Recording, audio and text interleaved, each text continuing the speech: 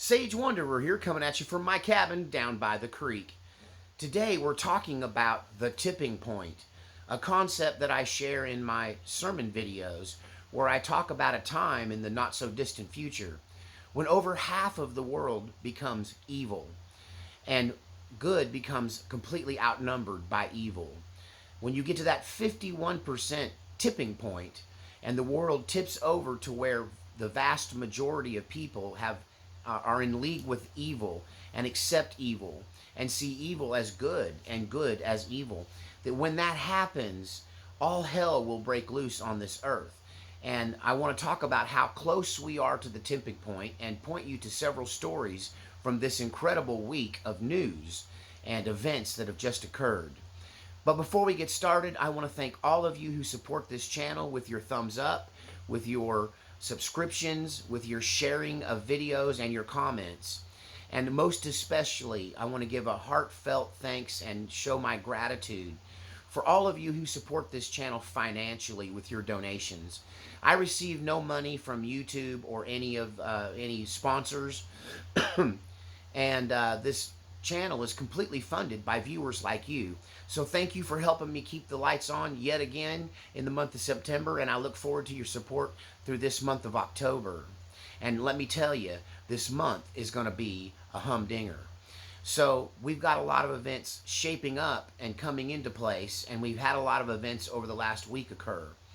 And all of this is collectively combined to remind me of the warning from Svali, my friend, who told me all those years ago about a future time when an event or a series of events would be so chaotic that it would cause people to accept whatever leader looks like they're in charge and in control without the benefit of an election. They will just roll over according to the New World Order's plan. I'm going to get the little NWO certification up there that sends you to the Wikipedia page on how that's a conspiracy theory. But nonetheless, there's this tipping point, and it looks like we are approaching it in a very quick fashion.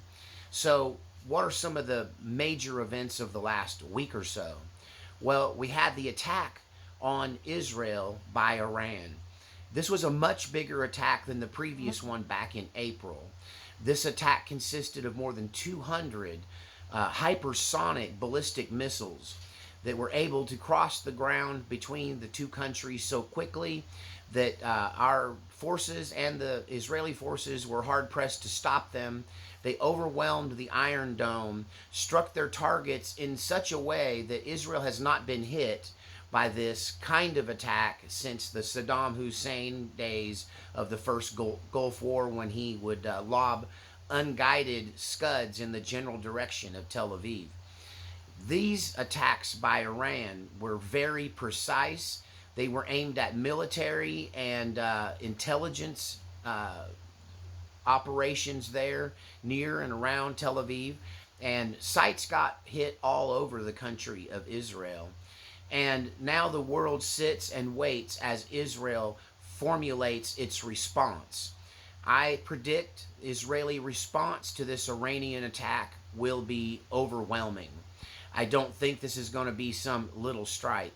They will probably hit Iran's power stations, their nuclear facilities, their military bases. Most definitely they will hit the launching and staging areas where these missile attacks were carried out from. And you could see a devastating effect on the Iranians' ability to do this in the future. This might very well trigger another response from other nations.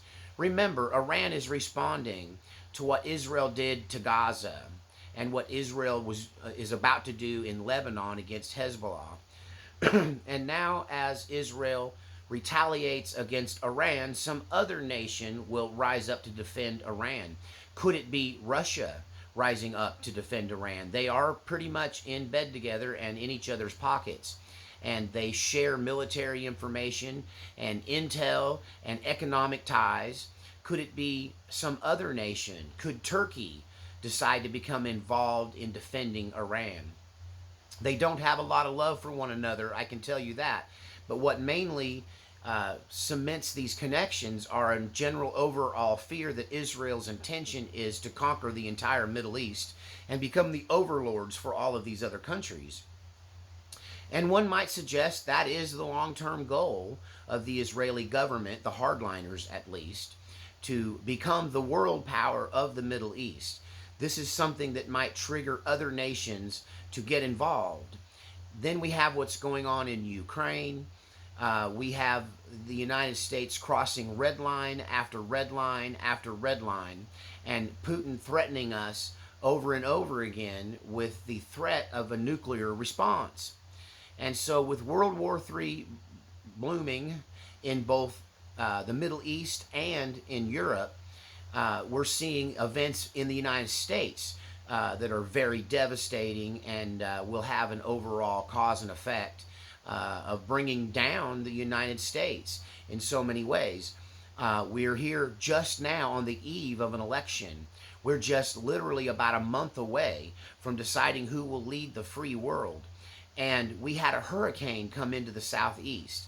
And I want you to know I've been praying for you folks from North Carolina and Georgia and Tennessee and Florida. And these states got hit hard. And what is really strange about this storm, Helene, is that it wasn't the coastline where most of the damage was done. It's that it quickly moved far inland, kept a lot of its power and strength, and dumped a ton of water on North Carolina and Tennessee, causing a Tennessee dam to fail and causing the city of Asheville, North Carolina, to be wiped off of the map. And we also have a very weak response. Apparently, they intend to give the sufferers of this catastrophe $700. That's all they're going to get. That, I think, is the exact same number they gave to the people in Hawaii who lost everything to these massive fires that occurred a while back. And Mayorkas was quoted today as saying that FEMA is out of money, that FEMA doesn't have the funds necessary to get through the coming season because this is just one storm. There's another storm on its way. And FEMA is overwhelmed and having a very weak response. Now, Joseph Biden, current president, or is Jill president, I don't know, one of them people up at the White House, made a decision to send 1,000 National Guard troops in to help with the devastation, I believe, in North Carolina. But FEMA is hamstrung. And when you dig into why that is, why is FEMA out of money? This hasn't been that disastrous of a year. And it's going out with a bang. But why are they out of money? And when you dig into the budget of FEMA, you find out that over $1 billion spread over two different projects, FEMA took their allocated funds and dedicated it to the migrant crisis. So over $1 billion in FEMA money is what's being used to pay for these debit cards, these gift cards that illegal immigrants and other immigrants, like the Haitian immigrants that are here on some kind of asylum plea, and they have some temporary rights here. But all of the money from FEMA has been routed out to be given to migrants. So now we're faced with a situation where migrants are receiving funds from the United States and Americans who have suffered this terrible disaster, the very thing that FEMA was set up for, federal emergency management.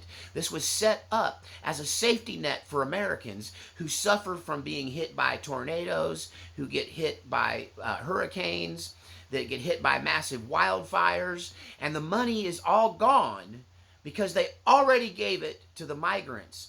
And this is feeding the frustration. So there's a lot of people in states that are suffering from economic ruin. They're suffering from these disasters that happen from time to time. And they can't get the help they need while migrants that came here illegally are being protected, cared for, and given free rent, free food, and spending money. And so this is something that's going to be stuck in the craw of the American voter. But I do worry about North Carolina and Georgia being swing states and having so much damage. Luckily, we'll have a month to recover, and maybe people will figure out where they have to go to vote, and the voting will continue. I can't help but think that this is going to affect the voter turnout in those very important swing states. Speaking of, I've been watching the polls, and it looks like Donald Trump is pulling ahead in all of the swing states. It looks like he will win all of the swing states except for a couple, except for maybe Minnesota and Michigan, which means he's going to win Nevada, he's going to win Arizona, according to current polls. He's ahead in Georgia, he's ahead in North Carolina, he's ahead in Pennsylvania, and he's ahead in Wisconsin. And right now it's looking like he will get more than 300 electoral votes, and Kamala will barely break 200. Now, this is according to polls, and we know that polls are off. Fortunately, the polls are usually rigged against Donald Trump. In fact, when Donald Trump won in 2016, no polls said he was ahead. They said he was behind in every poll. In 2020, Joe Biden barely won the election, and Donald Trump was behind in the polls on that. Biden was ahead by much more than he actually won by, according to the polls. And when you figure in the poll biases against Donald Trump, if that's still a thing for the third election cycle in a row, then these polls that have Donald Trump winning by a hair in some of these swing states really have him being way ahead.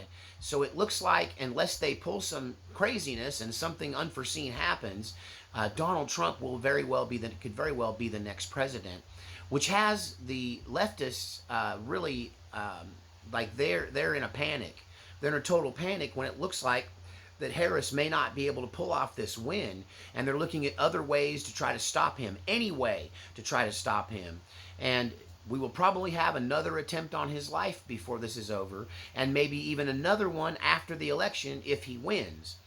And on top of all of this stuff that's going on in the world, this is when the longshoremen along the East Coast between Maine and Texas have all decided to go on strike. Now, they were offered a raise, but it wasn't as big a raise as they wanted, and they're willing to go on strike over this, which puts the Harris-Biden presidency in a peculiar position. Usually, Democrats are pro-union no matter what, and they're always going to side with the union according to their own speeches and their own platforms, but they're going to have to do something about this longshoreman strike. There are going to be ships lined up along the East Coast with very important goods to be brought into this country, some of them perishable, and have a time limit. They're on a time crunch here to get this stuff in before it goes bad. And there's nobody to unload these ships and these containers because these people are on strike. Now, if the strike lasts a week, we will hardly ever notice it. We probably won't notice it at the grocery store. By the second week, you will start to notice it. There are certain things that are imported year-round here that give us, for instance, tomatoes when tomatoes aren't in season in North America. Well, they are in South America. When it's dead of winter here, you can get a tomato because it's brought up here by ship from South America. And therefore, there are going to be some things, if this continues, that are going to be hard to get. Things like coconuts and bananas may disappear off shelves completely. A lot of your cheap junk made in foreign countries, your cheap plastic stuff won't get in here, won't be able to be unloaded, and will be turned around and sent back to their country of origin. And the problem with that is we have Christmas season coming up. So there's going to be a toy shortage. Never fails. It's always the kids that got to pay when grown-ups can't get along. I hope that this strike is short. I know that Kamala and Biden are doing nothing to try to alleviate this strike or to enter into bargaining. And it may be destructive enough to the economy because if the ships aren't getting unloaded, then the truck drivers don't have anything to pick up and deliver. So truckers will get laid off. Trucking companies will go out of business. Certain manufacturers and retailers, if this goes beyond 2 or 3 weeks, will start shutting down because they can't get the supplies they need. As far as it will affect you, besides things that are grown in other countries, it could cause the general prices to rise, and you could actually could become difficult for fast food restaurants to get napkins, or food restaurants to get paper cups, or the little boxes that they put their hamburgers in. They might be able to cook you food, but you'll have to put it on a paper plate and eat it in the store. That a lot of that kind of stuff, packaging materials, bottles, plastic bottles, canning materials. Now, the good news is we're on the back end of our growing season here in America. So all your green beans are already in the can. And even the late season stuff like apples are one of the last things to be harvested in the late fall. It's not time for apples yet, almost time for apples. And but I'm assuming that the cans have already been purchased and are waiting for the apples to go into them. So it shouldn't affect basic food stuff here in America that isn't imported, but it will affect packaging. So we're sitting at a position now where all of this stuff is starting to happen in sequential order, that we're seeing the news go from, well, I was just having a discussion with a friend. We found out Chris Christopherson died. And it took us a while to find that out, because obituaries are big news when nothing's going on. But when the world is in turmoil, nobody's got time for obituaries. And so, we're seeing the news cycle getting exponentially faster and faster. More events happening closer together to the point where you can't keep up with them. And I won't even get into the Diddy indictment and what that might do to Hollywood if he starts talking and videos start coming out. So we've got this exponential advancement in evil things happening in the world, right? We're having financial issues. We're having inflation issues. We're having crime issues. They're eating the dogs and cats. Doesn't matter. I'm just telling you, it's bad, and it's going to get worse before it gets better. If the people of the United States don't stand up and take leadership, if we don't elect a strong leader who will do very intentional things to turn around some of these issues, to bring peace to the Middle East, to end the war in Europe, to prevent China from taking us over financially, to bring these tariffs to bear against foreign countries and support American business. If we don't put an end to this and come to a conclusion on this, Longshoremen strike, we're going to have huge container ships filled with produce being dumped in the sea because they can't get it to market before it goes bad. And nothing right now is being done. It's Biden is napping and eating ice cream, and Kamala Harris is running around begging for money, trying to get more money to fight this election and to make a run for the presidency. And nobody is doing anything. Everyone is asleep at the wheel. Now, the good news is the people of the Southeast are helping each other. Excuse me. Some of my favorite gun YouTubers are taking loads of blankets and supplies because they're stationed in this area. They're from Tennessee or they're from Georgia, and so they're loading up supplies in their own personal vehicles and taking them up there. But we're also hearing how that FEMA is blocking them, and that some county sheriffs are confiscating their loads of supplies. It's an old trick to catch the stuff that was meant to be given away and hijack it, whether it's through some bandit behavior or the behavior of some corrupt organization or law enforcement group, and then turn around and sell the products at a premium. So if you send in a load of bottled water, they might just take control of it and then charge people for the water that you meant to be free. But they are doing all they can, even though they're having to work around FEMA and local law enforcement, that some people are being arrested simply by using their own personal boats to try to rescue people who are still trapped in the floodwaters. The death toll is going to continue to rise. We have about 130 dead and hundreds missing still. And this was a devastating flood event in the Southeast. And I think it will have an effect on the election, that people will find it difficult to know where to go and vote. It could definitely affect voter turnout. but the people are doing their best to help one another. I do remember that our biggest struggle when responding to Hurricane Katrina, remember I took 16,000 pounds of food and water and diapers and gasoline and diesel fuel and put together a convoy of trucks from Texas to go into Hurricane Katrina in New Orleans and deliver this right to where it needed to go. But our biggest concern was getting around the National Guard checkpoints, and that we luckily had insiders who knew that there were some checkpoints that were only manned during the day. And so by coming in at night, I personally moved a police barricade, a National Guard barricade, to get into the area. We jumped out of the truck, moved them out, pulled all the trucks through, and put them back like we found them. And we broke in to New Orleans to bring that to them, because we already knew that National Guard was preventing people from bringing in supplies.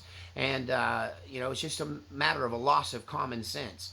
They think that I was going to come there and loot. You don't come with loads of supplies if you're intending on stealing from the people that's there. That's not how that works. But those lockdowns of the perimeter that happens around these disasters prevents supplies from getting in. But the good people in the surrounding states are doing everything they can to help aid the people, and especially North Carolina seems to be hit the hardest from all of this. And Donald Trump is actually doing what he can, even though he doesn't hold public office right now. He put together a GoFundMe for the hurricane victims, and it's already over $4 million has been raised for hurricane victims just from Donald Trump's GoFundMe. And meanwhile, Harris and Biden are sleeping on the job. And $700 to somebody who just lost everything is an insult. I felt that way with the Hawaii response, and I feel that way with this North Carolina response, that $700 per person is nothing when there's $700 worth of groceries in most houses that get ruined by floods, much less replacing windows and roofs and flooring and the process of drying it out and cleaning it out. I mean, some of these houses were literally lifted off their foundation and floated into giant piles of rubble. At least the government has said that they will pay for all of the debris removal, which that helps to some degree. But where is our national government? Remember when FEMA used to actually help? Remember when people really were there for each other? And the government is asleep at the wheel, and I blame the Biden-Harris administration. And I believe Donald Trump would have done a much better job. And hopefully he'll get elected, and he'll get to prove how much better of a job he did. The vice presidential debate was a joy to watch.